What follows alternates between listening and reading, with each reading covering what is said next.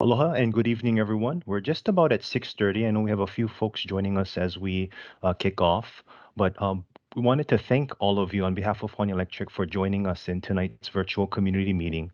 Tonight, we'll be sharing information about plans to seek proposals for renewable firm energy for Oahu. This request for proposals, or RFP, is only for renewable firm generation technologies, not variable renewables like solar and wind, and not energy storage. This RFP will allow for competitive bids that may offer better prices, increase diversity of renewable resources, improve reliability and resilience, enable the retirement or deactivation of fossil fuel generators, while also helping to accommodate more wind and solar generation. I'm Kurt Sui, Director of Community Affairs for Hawaiian Electric on Oahu. We really appreciate all of you taking time out of your busy schedules to join us in this important conversation and providing your valuable input. Please bear with us throughout any technical difficulties we may experience as part of this virtual format. Again, we are asking everyone to please mute your microphones, and for those calling in by phone, you can use the *6 command. We are recording tonight's meeting so that folks who are unable to join us tonight will have the same opportunity to hear tonight's presentation, as well as everyone's questions and comments joining us here tonight. Tonight's meeting is also being shown live streamed on Hawaiian Electric's Facebook page, as well as on Olelo 49. I wanted to send a big mahalo to John Wong from Olelo, who is helping us on the technical side for tonight's meeting. Joining me tonight are Colton Ching, Hawaiian Electric Senior Vice President of Planning and Technology, Becca Dehaf Matsushima, our Vice President of Resource Procurement, and Greg Shimokawa, Manager of Energy Procurement. To help meet our state's decarbonization goals, Hawaiian Electric issues large renewable energy procurements to purchase renewable energy from third parties. We've learned many important lessons along the way, and we're continuously making improvements with the help of informed community input as well as stakeholder input. Next slide, please. Your input in this process is very important. We're very happy to answer questions and take comments after a short presentation during the comment and question period. There's several ways to ask and submit questions. You can email Oahu Renewable RFP at hawaiianelectric.com. If you're joining us on Facebook Live, you can post a comment in the comment box located under the meeting. And if you wish to speak, if you're joining us live here on the Microsoft Teams platform or by phone, please send by into the question and comment period. For those familiar with this format, there's a hand raising feature using the logo shown here. And then we will call upon those on the phone who have any questions and comments as well. I'll do my best to make sure that we answer the questions in the order that they're received. And we're going to try and answer in as many questions as we can during this meeting. And if we don't get to your question during the meeting, please email us at that email, Oahu Renewable RFP at hawaiianelectric.com, and we will get back to you. With that, I'd like to turn it over to Becca Dehaf Matsushima for tonight's opening remarks and presentation. Becca? Thank you, Kurt, and thank you everybody for being with us tonight. I know that evening meetings can be difficult, and so we really appreciate everybody's time and engagement to participate in this process. We're continuously trying to find ways to improve our processes and policy for future renewable procurements that we're designing. And as we plan on how we're going to reach the decarbonization energy future that Kurt mentioned, we don't want to just focus on the technical aspects and the engineering aspects, but we also want to be inclusive of the process and make sure that we're balancing the technical needs of our systems with the community's expectations. And so we really appreciate you guys engaging with us tonight, being here. We recently did some extensive community engagement as part of our community-based renewable energy procurements. And with your help, we were able to develop ideas on how to incorporate a lot of community recommendations into that process. And we thought that that was really successful. And we're hoping that we can replicate that here today, as well as, apply those concepts that we already have learned from the community through that engagement. Reaching our clean energy goals is important for the state of Hawaii and ensuring that we're leaving our island home a better place for our children. And so we must all work together to overcome the challenges that are going to be in place in order to do that. We have a really big goal ahead of us, and it's going to take all of us working together in order to reach that goal. And I think most of you know, tonight we'll be talking about or explaining what renewable firm energy is and why it's important to achieving our state's decarbonization goals. But more importantly, we want to, as I mentioned, receive your feedbacks. And I think you all know renewable energy has always been an important part of our plans to achieve our decarbonization goals back to our power supply improvement plan and even before that time. So we're working to modernize the electric grid, as many current system components have been in operation 55 to 75 years. And so really replacing those firm generators that are reaching the life of their facility, and ensuring that we're maintaining a reliable and resilient grid is important. Another key aspect is reducing fossil fuel usage. That's really important as we head towards our goals. But we also want to ensure that we have diverse resources and that we're not just relying on weather dependent generation such as solar and wind. We want to make sure that we have other options on the grid for our customers as well. So thank you again for meeting with us on a Thursday night. I'm sure you had a lot of different options of ways to spend your time. So again, we appreciate that. We're here, as I mentioned, to listen, to understand from you. So we're going to have a relatively short presentation, but then we really want to spend a lot of time hearing from you and answering any questions that you may have. So with that being said, we can jump into the presentation. I'm going to start, and then I'm going to turn it over to Greg Shimakawa, our manager of energy procurement, to speak as well tonight.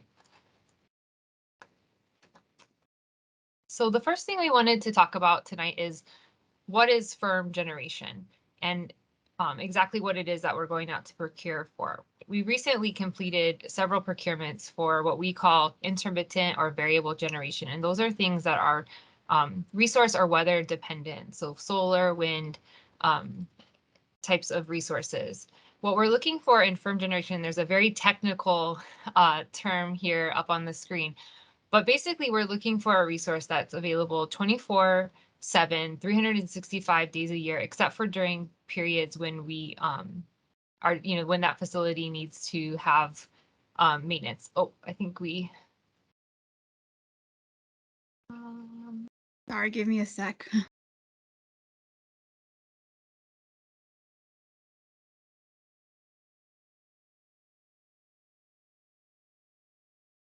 Okay. Sorry.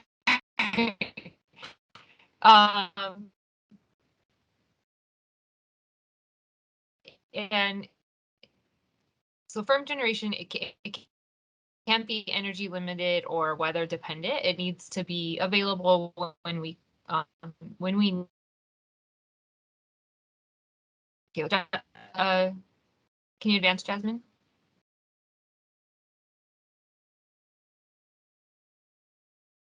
Okay, looks like you're having a little bit of problems advancing. Oh, here we go. Okay. So just some examples of what firm renewable generation are, and we have some pictures here to show you what that might look like. Biogas is one example, and that can include gas from landfills and sewage-based digester gases. Geothermal is another resource that is available. And these are examples. These are set by statute in Hawaii in 26991 as renewable resources. And then some other examples on the next slide are biomass, which includes biomass crops, agricultural, animal residue, waste to energy, municipal solid waste, and other types of solid waste, biofuels, as well as hydrogen, if that hydrogen is produced from renewable energy sources. So just to give you, before I turn it over to Greg, just to give you a little bit of context of where we are and how we got here to issuing this RFP. So in 2014, the state of Hawaii and Hawaiian Electric, we entered into a commitment to reach 100% RPS. And then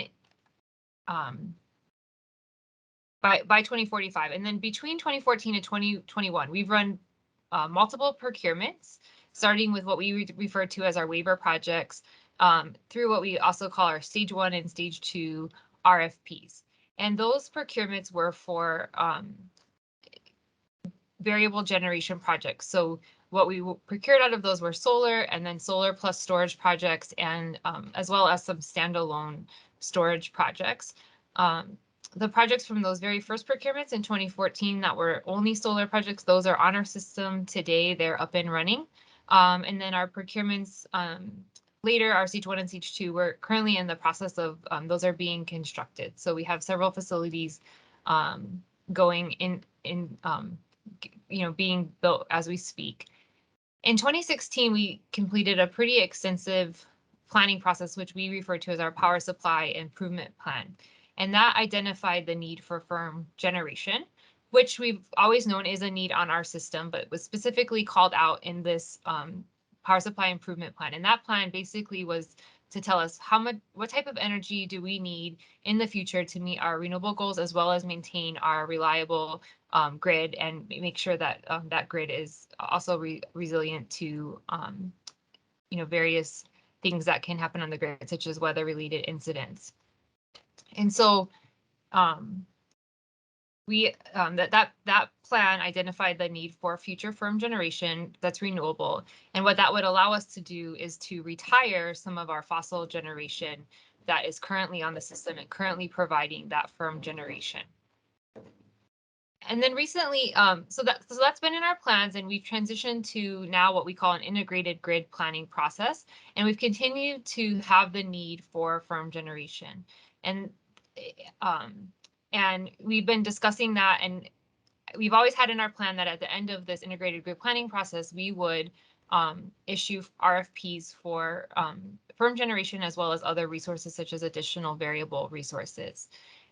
In 2021, we've had various discussions on the reliability of the system and on ensuring that we have this firm generation in place in time to retire future units. And so even though we're not quite done with the integrated grid planning process, we have completed enough of the grid needs to determine what type of firm generation we need. And given the long timeline that it takes to procure and permit and build firm generation resources, we wanted to go ahead and move forward now with the firm RFP.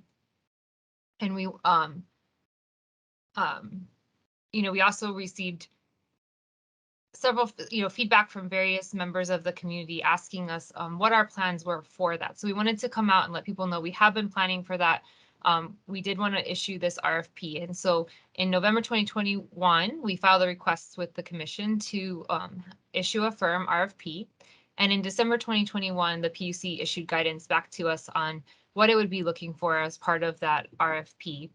And it approved us moving forward. And one of the things that the commission and we agree with is that there should be extensive community engagement as part of that process. And so that's, we're here tonight, and we intend to continue to engage with the community throughout this process. So now they have a little bit of history of what how we got here and what we're looking to procure. I'm going to go ahead and turn it over to Greg. Thanks, Becca. So I wanted to talk now about the RFP, this Oahu Firm RFP that we're putting together in particular. So Kurt did talk a little bit about some of the parameters. And so here are some of the main highlights of this RFP. So like Kurt mentioned, this procurement is open to firm generation only. And what we're seeking is 500 to 700 megawatts of capacity. So capacity is we define that as the maximum output that a generator can physically produce. Many or most of generators don't operate at their 100% full capacity all the time.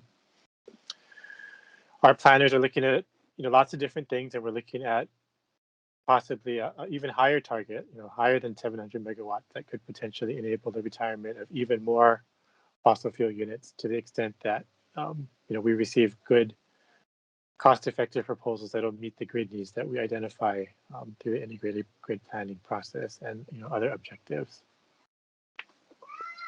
So our plan through this RFP is to have the first phase of projects in service by the end of 2029, and then the second phase of projects in service by the end of 2033. And the projects that come out of this RFP will have a contract term length of 30 years.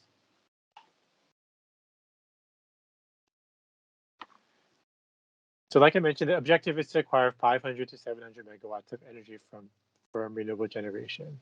So we're open to brand new projects, new firm renewable generation projects, but we're also open to accepting proposals to use existing firm projects and repower them using their existing facilities, but using renewable fuel instead. So I wanted to share right now a few of the key considerations in this RFP. Kind of first and foremost, for a firm generator, for the reliability of our system, the performance standards that that we set for these facilities are really essential. Here we're seeking firm capacity. That's to keep our system running, smoothly, keep the lights on. So that's more than just energy that we've asked for in our variable energy RFPs. We're also implementing through this RFP for the first time a new criteria to evaluate carbon emissions. So that's in line with our commitment to reduce carbon emissions and our ambitious goals for that. So we're going to preview. We're going to have a new evaluation criteria for that here in this RFP first. We're also working on updating community outreach requirements. We heard lots of feedback through our different dockets and different RFPs. And those requirements are also going to include requiring a community benefits package for the first time. For these firm generation facilities, we're going to require a minimum fuel storage requirement. That's just to make sure that in case there are any supply chain disruptions or otherwise that we're able to keep these plants going as long as we need to. And then again, like I mentioned earlier, these projects must come in with a guaranteed commercial operation date of 2033 or sooner. And like I said, the first phase of projects is in service by 2029. And as usual, like we've done in all of our RFPs that we've done over the last 5 years and beyond, we will have an independent observer who will report to the PUC, who's going to oversee the RFP process from start to finish.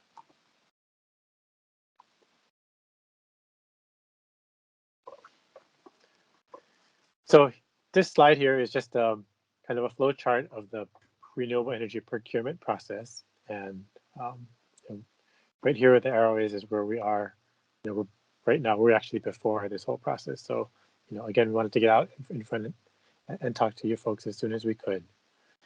And so as we work together to meet our state's clean energy and decarbonization goals, it's really important to choose the resources that can best meet the needs of both the utility and the community. I think those are not mutually exclusive.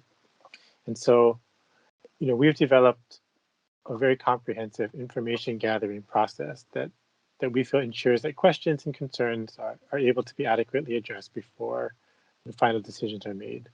It's a long process. It can be long, but we think it's the right thing to do.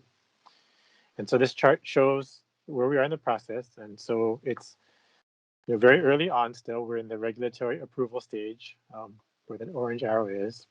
And so what we're working on right now is submitting a first draft of this request for proposals to the PUC.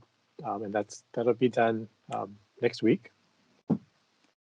And so after that happens, and that submission, which will be public and available through the PUC's document management system, we'll be collecting input both directly through the email address that Kurt shared earlier, as well as through the PUC's docketed process. So after we collect that input from stakeholders all around, we'll take that back and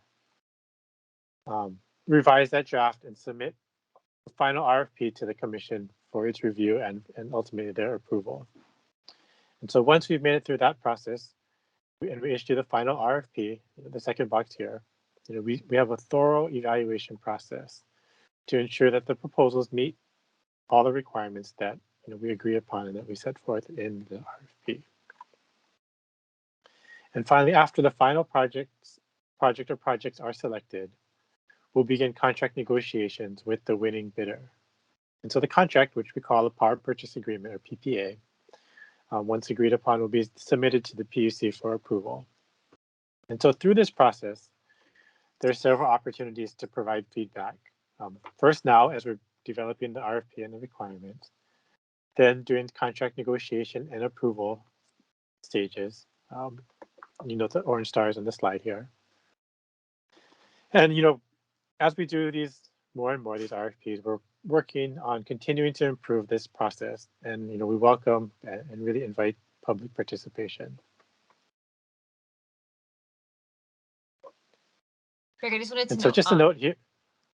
Go ahead, please. Go ahead. You're probably going to catch it. Oh, I'm sorry. So the first date of the date of the first project in this slide should be 2029 and not 2023. So apologies for that. Sorry, not 2031. Sorry, not 2031, 2029. I'm sorry. And then I did just want to note that those dates are contingent on the date of when the RFP is issued, the contract date and the contract date.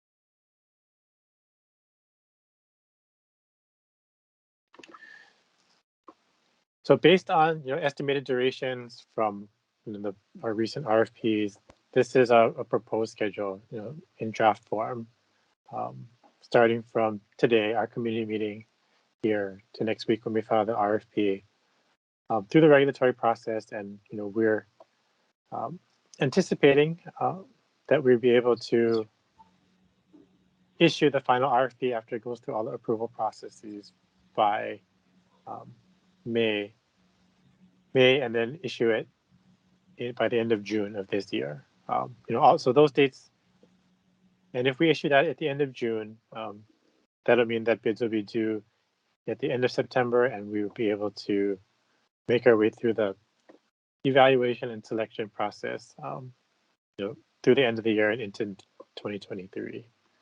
But just to note that all of those dates are subject to this process that we're going through right now, getting review, taking feedback from stakeholders, ultimately until we get our final RFP approved by the PUC.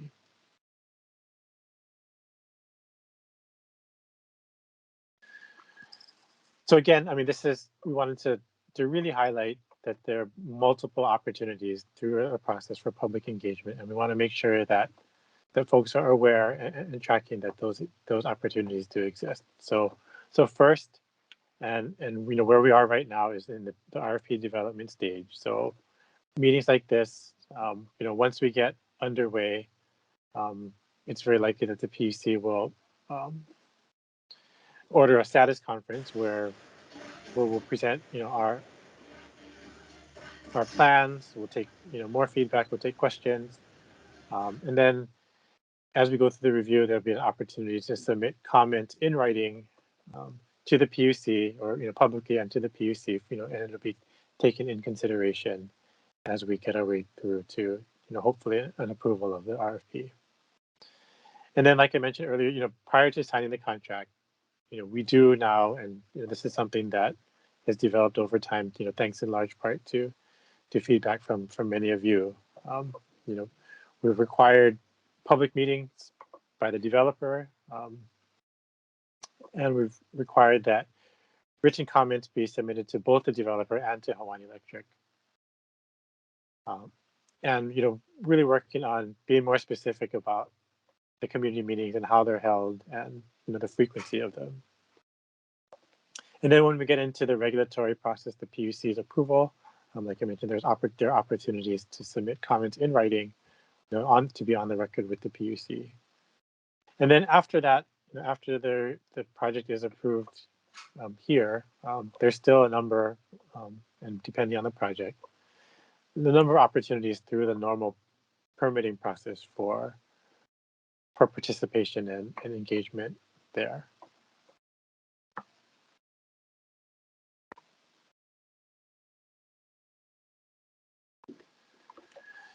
So, I don't think it's possible to overstate how important community outreach is to the RFP process. And, it's something that we're working continually on to be better, to be more responsive at. And so here, for this RFP, one thing that we require as part of the proposal from the very beginning of developers is that they submit a community outreach plan that includes several main components, including a description of the project, scoping of the community process, project benefits, required government approvals, explanation of the development process, and a communications plan. We require that this outreach plan becomes a public document, so it's not just for Hawaiian Electric to see and to review. But we do review and evaluate that plan, and only projects that meet or exceed the criteria set forth in the RFP are allowed to move forward in the process. And so once a project makes it through that evaluation and selected to our final award group, we require that the developers update and then implement that community outreach plan with some of the requirements shown here.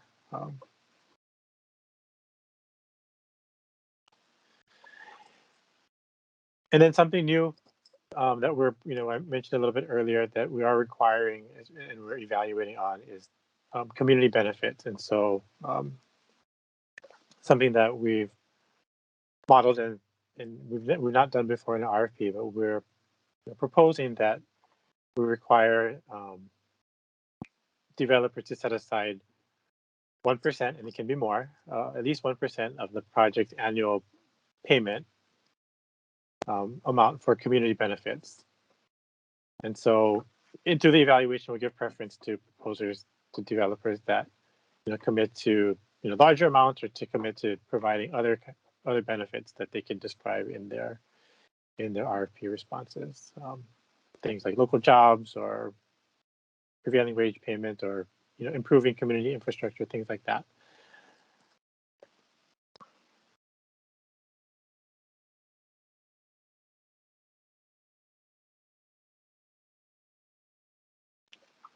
So next steps here,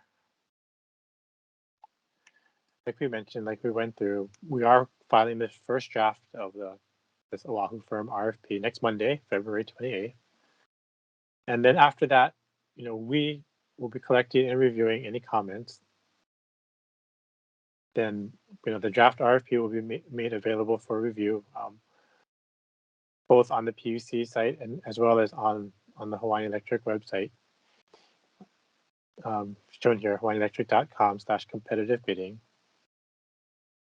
And then, per the rough schedule that we laid out, we're targeting filing of our final RFP by the end of May of this year. So, that's dependent on how this review process goes and the feedback that we get. But we're estimating, we're targeting the end of May as when we file that final RFP.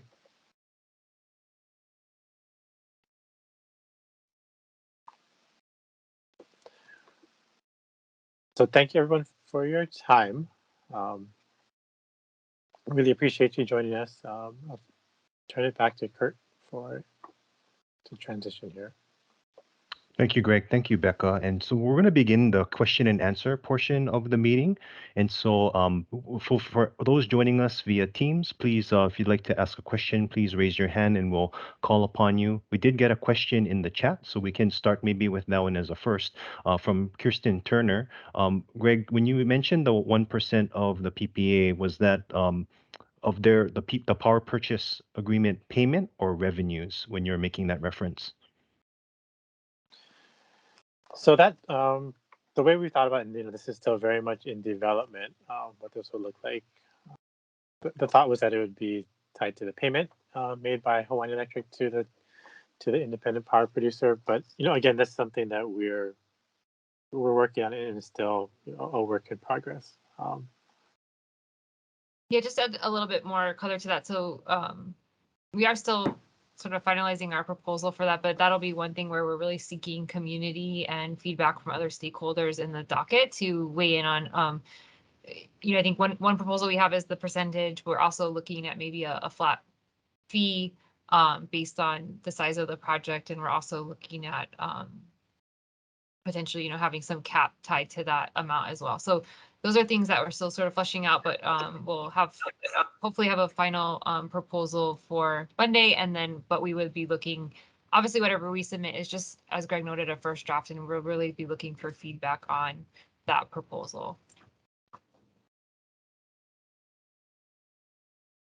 Thanks, Becca. And I think what Greg and Becca both mentioned too is we are trying to make it easier to participate in the process. We will be having a frequency of these meetings and engagements, as well as the ability to provide comment. We want to make that a lot more accessible to participants like all of you tonight, as well as to community by submitting via email rather than having to go through a formal PUC process. We will document whatever is submitted to us through this Oahu Renewable RFP email, and not only read it internally, but also ensure that those comments are filed and documented as part of the process as well.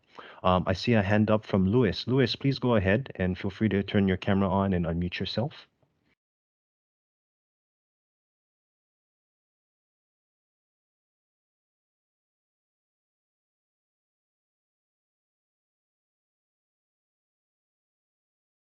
Oh, Louis's question is OTEC included?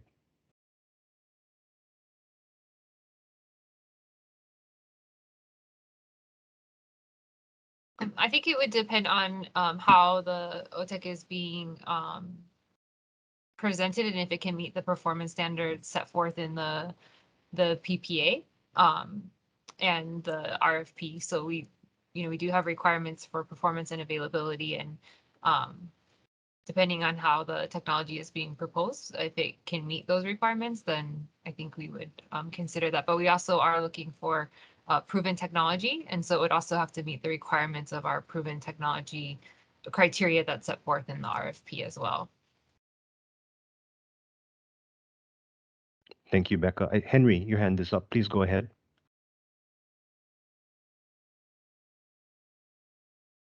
Oh, Henry, I think you're on mute.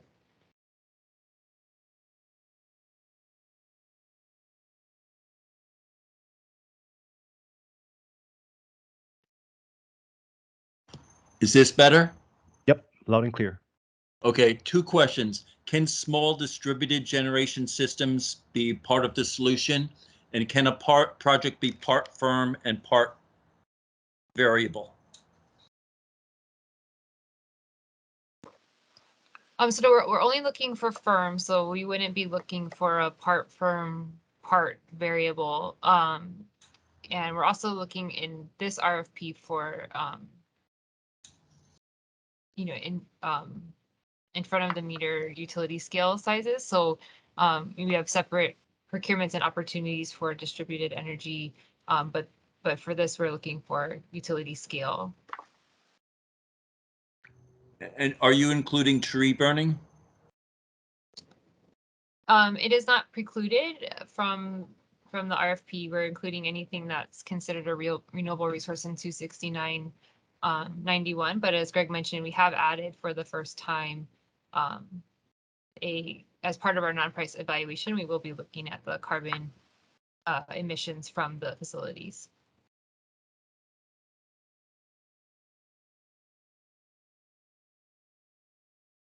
Thank you, Henry. I have a question from Eric in the chat.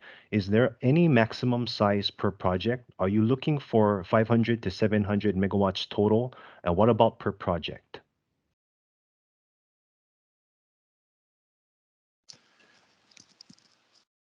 So we don't have a maximum project size in the RFP, but we do have some limits on maximum single point of failure on the lines that are interconnected to.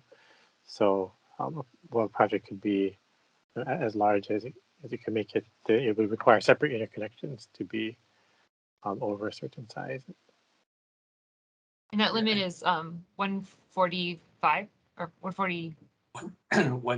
142 net, 142 megawatts. The single point maximum single point failure requirement applies to any place along the chain. So like as Greg mentioned, it applies to the interconnection, step-up transformer, but it also applies to the generator and the prime mover that's behind that, right? So if a plant has multiple generators, that can exceed the 142, but any single generator, any single connection up ultimately up to the substation and to the grid cannot exceed the 142 megawatts.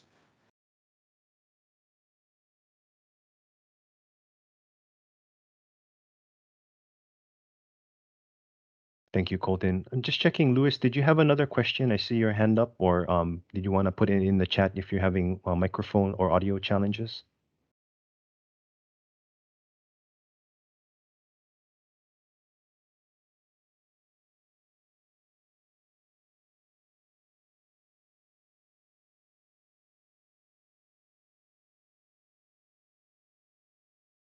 Oh, I see a question from Robert, just got posted. Can the firm generation be coupled with an energy storage component?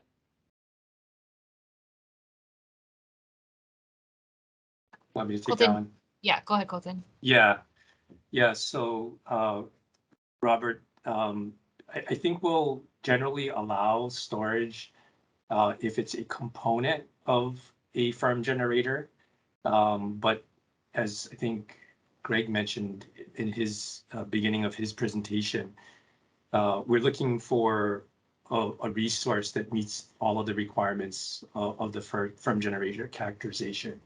So if the battery is used in a way where it's relied on to provide all of the grid services, then the battery probably in of itself can't do it.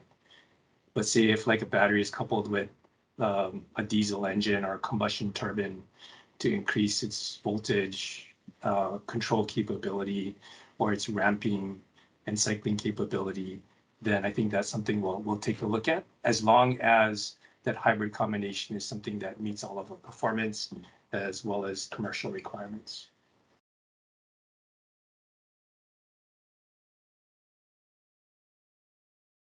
Thank you, Colton. I have a question from Lauren in the chat. Could the RFP include a requirement of letters of intent from developers to communities that gives notice on a project they are bidding for versus, or I'm sorry, that just moved, on a project they are bidding for versus notifying after a project contract is awarded? For example, communities are given upfront notice. So we thought about this in the past, and it's really a balancing act between ensuring that we have developers that want to come and participate in the RFP and also, providing as much information as we can to the community. Our bidding process is closed, so it precludes the utility from, sharing information of bids. And actually, we don't know during the bid. The utility itself doesn't know during the bidding process who's going to bid. Our system is all closed to us. We can't see that, so we don't know who will actually end up submitting bids at the end of the day. Developers, however, are not precluded from doing this on their own. And in fact, as part of the community outreach non-price evaluation criteria, they are given a greater weight in that scoring if they're going to the community and doing engagement prior to their bid submittal, or during the bid process if they have plans to do that. But we haven't required it as part of the RFP, trying to balance requirements of developers who aren't yet selected, and what their obligations are prior to even knowing if they'll have a project versus, as well as trying to be, as I mentioned, open with the community. So we've at this point left it to the developers and then given greater weight if they do that. Thanks, Becca. And I see a couple questions in the chat as well as Henry's hand up. So I'm just going to go through those really quickly. Lauren had a follow-up question that asked about neighborhood boards, but Becca, I think you did address that. And to that point, I do know that like as Becca said, as part of that community outreach plan that is submitted, the earlier the developer commits to going out and the more frequent the developer commits to engaging with the community with more specifics in terms of each point of contact and listing the individuals and stakeholders they plan to connect with, the higher the score they would receive as part of that weighted criteria that Becca mentioned earlier. So good point there, Lauren. Question from Jack: what is envisioned for the fuel storage requirement? So the RFP will require a 47-day fuel storage on island.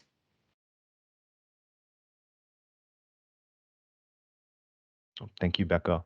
A question from Eric. Given the lack of enough renewable fuel resources in the island, please confirm that you expect some projects to depend on imported renewable fuels.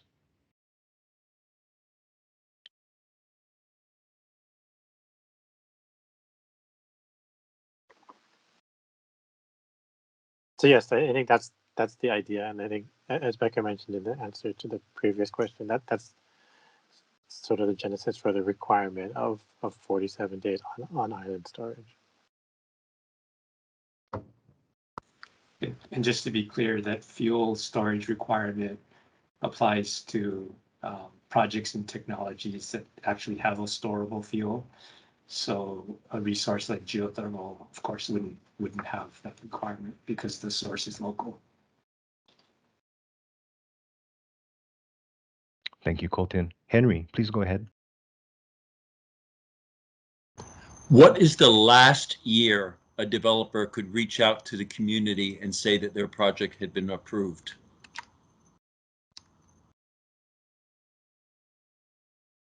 And I'm not sure I fully understand your question, In Henry, other but words- In other words, you're going to have final and best offers sometime around December, and then you're encouraging developers to go out and meet the community, but they don't have to have a project built until 2029. So could they wait until 2027 to discuss the actions? Is there a final date that beyond that they had to have notified the community already by?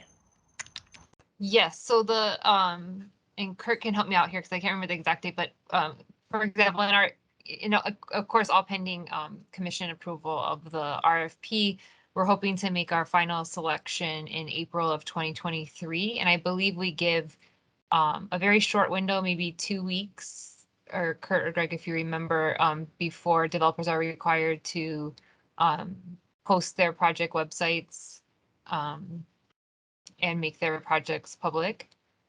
Or Kurt or Greg, do you remember the exact timeline? It's a very short period, I believe, between selection and when we require that to be up. That's correct, Becca. It's a few weeks upon selection that they're required to make that notice public, and that's what is required as part of the community outreach plan.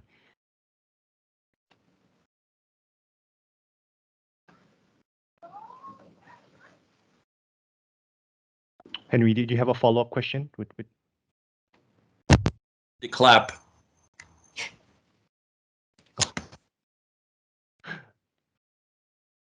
I see a question in there from Jack. 47 days of fuel at full power or based on expected operation? Yeah, Kurt, I'll take that one. The intent of the 47 days was really to ensure that there was sufficient fuel storage either at the plant or on the island, such that if a fuel is imported or needs to be produced, that there's sufficient time for a replacement delivery or some sort of substitute is able to come in before that inventory is depleted. So in terms of your question of, well, what dispatch assumption do you mean? I think it should be based on something that represents how the resource is expected to operate versus some minimal operation or full out operation. But we'll need to provide some way to guide bidders in the RFP.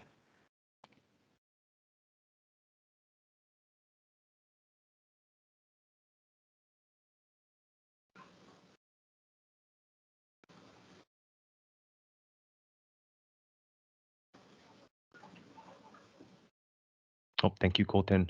Just checking to see if we have any questions coming in via email or on Facebook Live. We have a question that states, is there a fixed location where the plants will be built?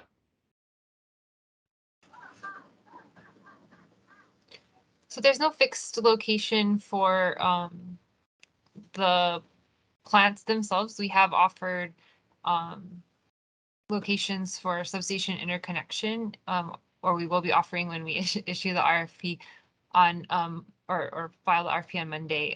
But developers can choose the actual location of the facility itself, and that can either be a new facility or, as we mentioned earlier, repowering of existing facilities.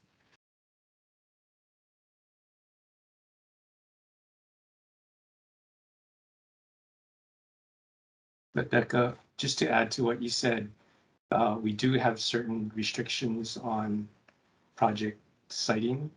So for example, because we're counting on the resources that we're looking to procure from this RFP to help keep the grid reliable and resilient, we want to make sure that the plant itself is not vulnerable to the effects of climate change, things like tsunamis. So we want them to be out of those sort of higher risk zones. Yep, that's right. So they facilities be precluded from proposing sites that are within the tsunami evacuation zones or also in the 3.2 foot sea level rise areas.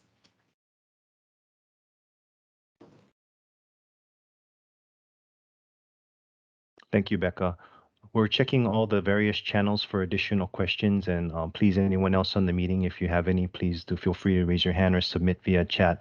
I did want to speak to one of the elements just because I see some of the community leaders who we've been working with also joining us in tonight's meeting, and really to thank them and even Lauren, who is joining us. We've been having discussions, like Greg mentioned in the presentation, we'll be for the first time making community benefits a requirement.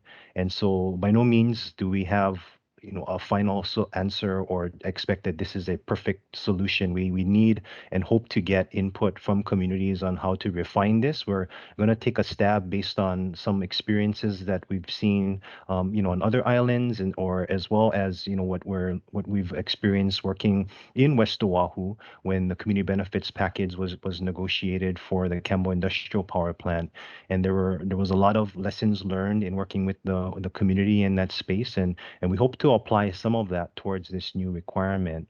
And so in terms of not only the dollar amount being incorporated and being required per developers for each project, the process in which those benefits are applied is something that we would like communities to weigh in on.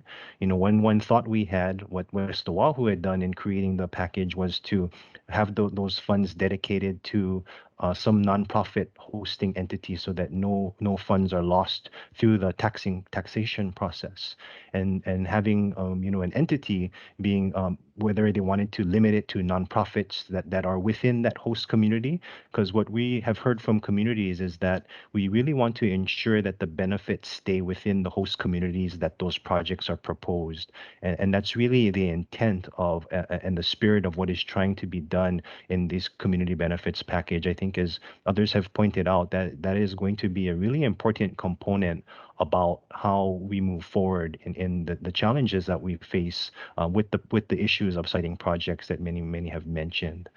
I see another question has come in from Lewis. I'm going to open that up real quick. Oh, I'm sorry. I missed the question from Monique first. For the non-price criteria, can you elaborate on how you plan to weight different components?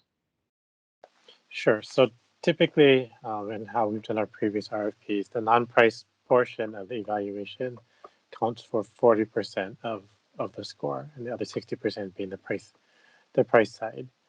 And typically, we'll have in the range of 10 to 12 different non-price evaluation criteria. They're generally weighted equally, but several of them that we identify would be weighted double weighted. So some of the ones that we've identified as being more, we put more value on the evaluation. So things like the performance standards, definitely for a firm RFP, and then the community outreach, it's also something that we've double weighted.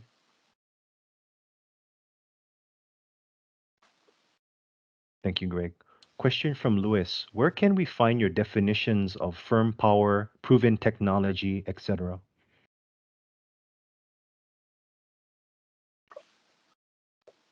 So we'll define our terms. Once we do file this draft RFP, we'll define the terms that we use. In that RFP document itself, we'll explain what it means to be firm. I think the definition was earlier in this presentation as well. And also how we judge something to be proven technology. Thank you. Thank you, Greg. Question from Sydney on Facebook Live. Is there a fixed location where the plants will be built, for example, Kalailoa? I think we covered that one. But there's no fixed location, so developers are free to pick the location, but as we mentioned, they have to be meet certain requirements in the RFP. They can't be within tsunami zones or 3.2 foot sea level rise, and we're also offering substation interconnection points in the RFP for those projects as well, though they're not limited to just the sites that we're identifying for interconnection. So the locations themselves will be up to the developer.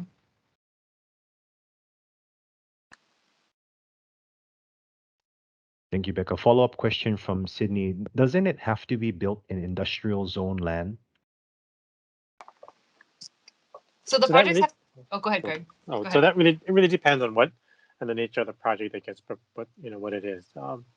If it's something like we're used to seeing, for a firm generator, then probably yes. But that'll play itself out, depending on what kind of technology or what kind of facility gets proposed.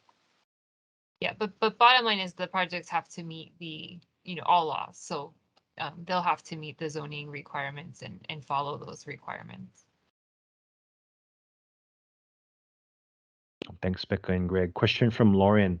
What about renewable energy zones initiative as part of integrated planning? There are viable sites identified, yes?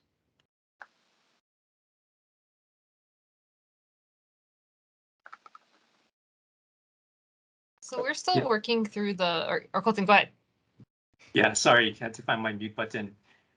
So the concept of renewable energy zones is indeed part of our integrated planning process to really try and bring together opportunities to develop more and additional renewable energy projects in the right locations on each of the 5 islands that we serve, but largely on the 3 major islands, given the amount that we would need to add, and to then identify then what would be the transmission requirements to make use of the renewable energy that's developed there so we can serve it to our customers. And that's something that we're still continuing to do as part of IGP, or integrated grid planning. For this firm RFP, however, because of the timeframes that we're looking at resources and the focus of these firm renewable resources to provide capacity to keep the grid reliable and make it more resilient, we're looking at projects that can connect key transmission and sub-transmission locations where that interconnection and the ability to provide power can be made in the near term and done on a reliable fashion. So we won't need to rely on renewable energy zones or renewable energy zones to be developed for this RFP, but it doesn't mean that we do not continue to work on the development and discussions with communities and various stakeholders around the development of renewable energy zones for all of the longer term renewable energy and decarbonization goals that we have as a state. Thank you, Colton. I apologize, Jerry. I missed you in the chat. It was advancing as others were submitting. Question for Becca: what is the plan after the closing of AES?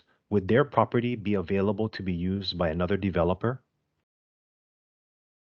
So AES owns their plant, not the utility, and so that what happens to AES, whether they decide to utilize that facility to bid or sell that facility to another developer to bid, or whether they just that site becomes unavailable, is really up to AES and the underlying landowner of that site.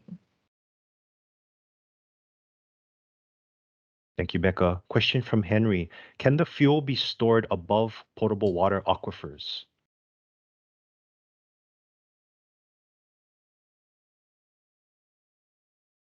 Let me take a swing at answering that. So Henry, I think in general for bids, we're going to require them to meet all applicable county, state, and federal requirements.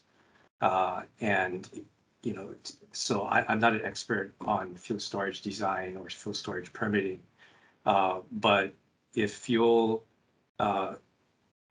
is to be stored locally at the site or somewhere on the island to support that project, that fuel tank or fuel tanks would need to meet all requirements, whether there is or is not any potable water located in the surface below.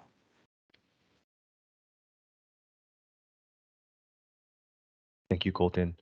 Follow-up comment from Lauren in response to the issue on renewable energy zones. She just adds that she was thinking that communities could engage on renewable energy zones so that's it's not only up to developers to choose where projects go.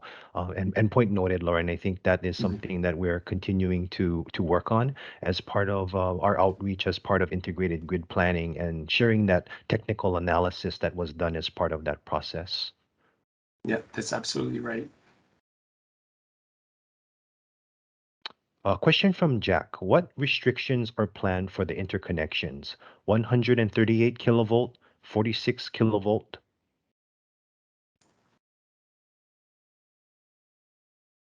Want me to answer that, guys? Yeah, okay. So in this draft, we've identified lines and substations that in which we have capacity and or space available for a generator to interconnect to. Each may have its individual limitation of how much capacity it can carry, and so that information will be provided. But the different options that are in the draft RFP include, I believe, and correct me if I'm wrong, guys, includes both 138 kV as well as 46 kV interconnections. That's correct.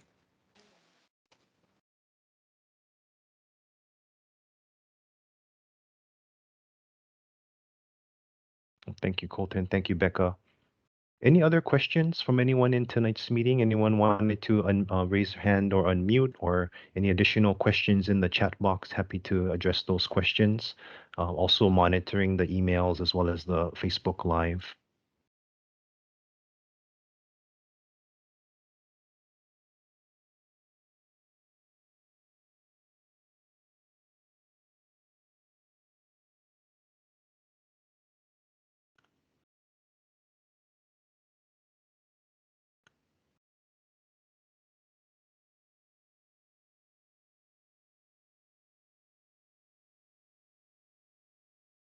I think I see one coming in over over Facebook.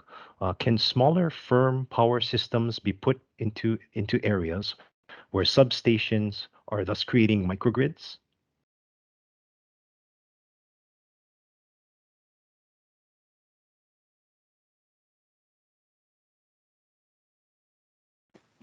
That's Kurt, this is Colton. That's oddly similar to Henry's question in chat. So you know, the we are definitely interested in looking at microgrid opportunities.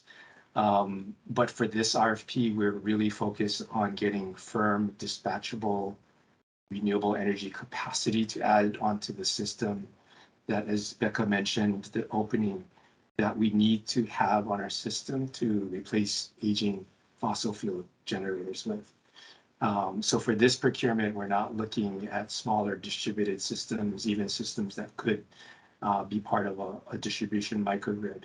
But that's not to say we're not interested in those. In fact, I think we're going to be doing a procurement on the Big Island for one. And in IGP, Henry, as you know, we are looking at microgrids as part of the solution for our longer term resource plan, including resilience on our distribution system as well. But for this RFP, we're not looking to procure microgrids.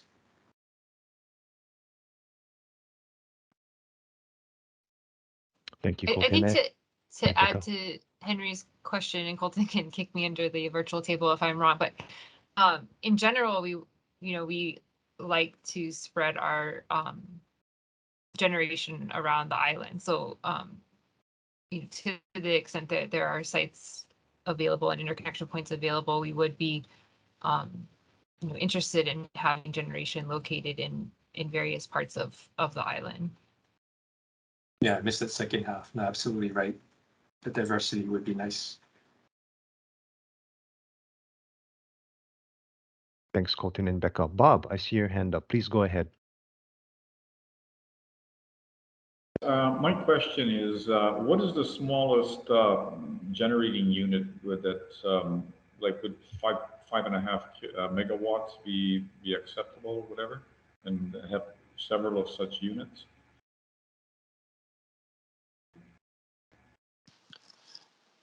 So yes, so the minimum size for this RFP is tied to a threshold in our framework for competitive bidding. So for Oahu, that would be 5 megawatts as the floor. Okay, thank you. Yeah, so 5.5 or 6 would meet the requirements.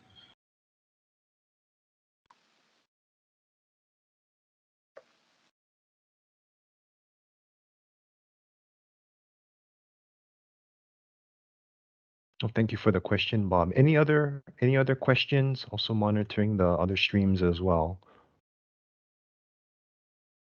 I see another Yeah, question. yeah. Another one from Eric came in. Dispatch expectations will be a critical issue in anyone's bid. Do you expect any of these projects to include minimum dispatch requirements, or do you expect capacity payments rather than energy payments to carry most of the costs?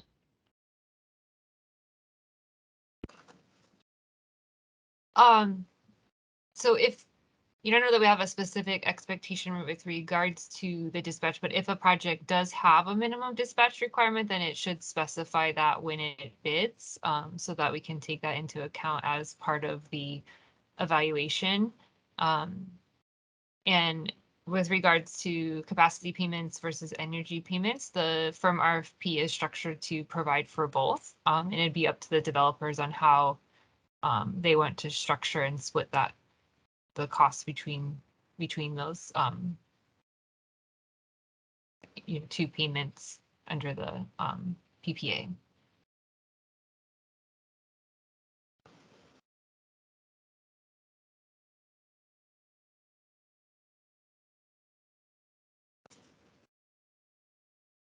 Thank you, Becca. Any other questions from anyone in the meeting? Anyone on Teams, or also checking Facebook and the emails as well?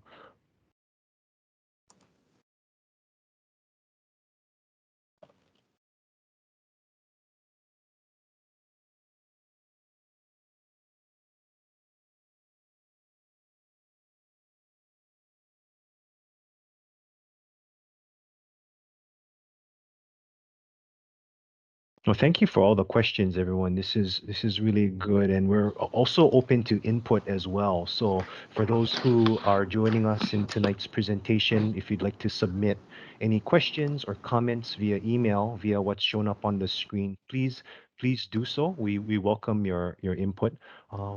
Cynthia, do you have a question or comment? I see you your microphone off. Yeah, the question I have, and I know this doesn't necessarily apply to a lot of other people, but right now, power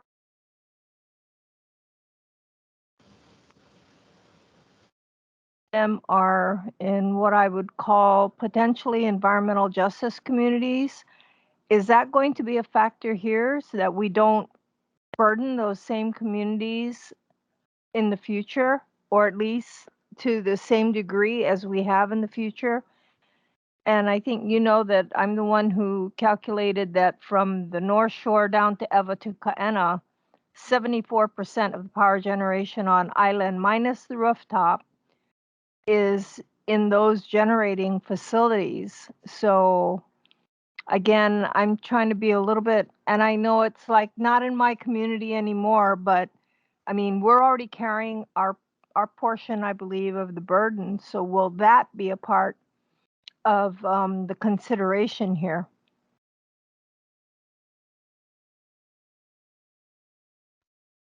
So Cynthia, you cut out a little bit, I think, but I think I understand your question, and I'll ask Kurt to jump into.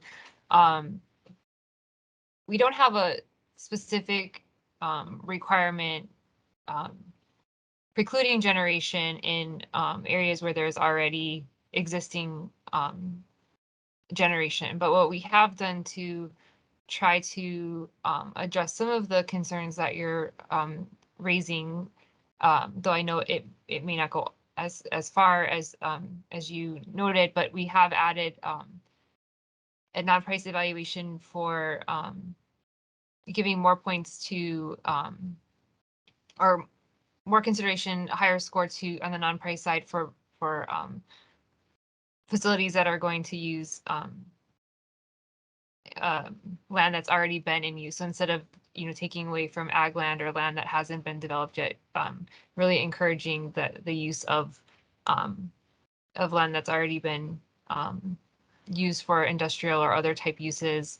The other thing, as we've mentioned, is we've added the community benefits package requirement, whereas in the past our RFPs have not required that. They've highly encouraged it, but not required. So we've added that requirement, as well as improved what we were requiring in terms of community outreach and community outreach plans for our for the developers. Kurt, do you have anything you want to add there? No, thank you, Becca. No, Cynthia's statements are well noted and documented and heard. And I just wanted to go on the record and state that the letter that Cynthia and the West Oahu Kalaeloa Clean Energy Ohana submitted on behalf of, or as part of, I should say, the community-based renewable energy or shared solar is really going to be a continual guiding document that will be used going forward. And in that email, Cynthia and the community leaders that signed that letter that was submitted to the Public Utilities Commission very well articulated the concerns she noted. And so that'll be a reference point for Hawaiian Electric as well as our planners going forward in terms of the environmental justice issues that she raised, and that we're going to be incorporating those considerations into all future RFPs going forward. So it's not as if we are starting a fresh RFP from scratch. It's really leveraging the input that has already been provided in Cynthia's letter. And we're also welcoming more input from other community groups as well as other parts of the island that would like to contribute to this planning process. And I think that ties in directly to Henry's statement in the chat about perhaps there needing to be 3 categories for evaluation. For example, he states 60% technical, X% community, and maybe Y% something, in that non-price realm. And so that is good input that we would like to receive. That's something that we did try to revisit in the shared solar CBRE RFP. And so I think that, if that is the comments that continues to be raised, again, we're going to document those comments and review and submit those comments as part of this planning process. Again, this is going to be iterative, as Becca mentioned. When we have the draft ready, it will be posted for anyone to see on the website. And again, we're going to be having more of these meetings and engagements to make refinements along the way. And all of that is going to be done as part of the RFP refinement and development process as we move forward. So there's going to be a lots more opportunities like this to provide these types of inputs and comments. And so we did share a lot of information tonight. So with that being said, please feel free to digest some of this and feel free to submit questions and comments after tonight's meeting, after you think of them, and recommendations, because that's really going to help steer us in developing and refining these RFPs as we move forward. So just wanted to thank you, Cynthia and Henry, for those comments, and that's something that we'll be building into our considerations.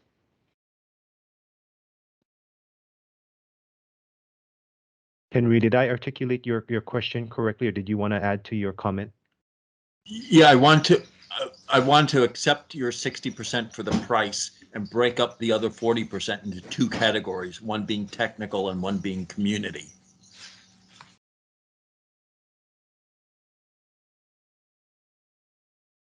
Thank you. Thank you for the clarification, Henry. Appreciate it.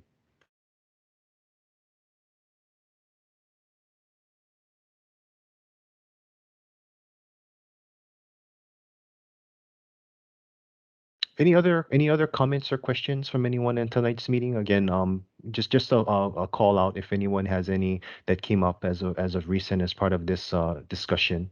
Any questions or comments? Also checking the other channels.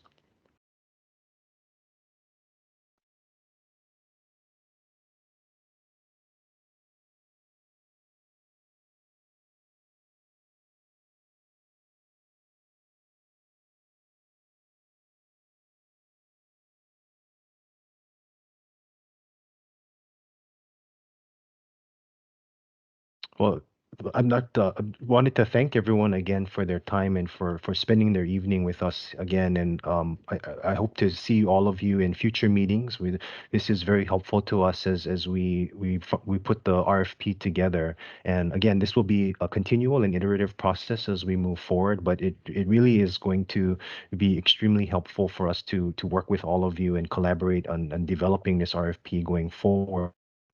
And we hope to make this process easier to participate in as well. So again, just in general, if you have any suggestions for improvement on how we can host these meetings in a better format, and again, these meetings will be rebroadcast.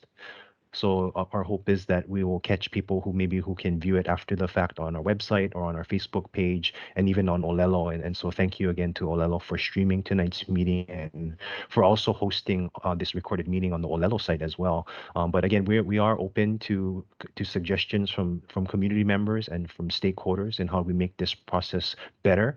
Again, as Becca and Greg had said in the presentation, our goal is to continually refine these processes and improve it to make sure that we can allow for more accessibility and participation as part of our planning as we move forward. And for those who are interested, we're also going to be, as Lauren mentioned, really touching on a lot of the more technical aspects as part of our integrated grid planning efforts. And so there's going to be more opportunities to provide more input through that planning process as well. So just wanted to thank you all for joining us tonight. Really appreciate your time again and your questions, comments, and input. And again, we look forward to seeing you again in future meetings. But again, please feel free to contact us at the email shown up on the screen. But thank you again for joining us. We really appreciate it. And on behalf of the Hawaiian Electric team and everyone and thank you again for everyone for joining. We hope you have a great evening and we hope to see you soon. Mahalo.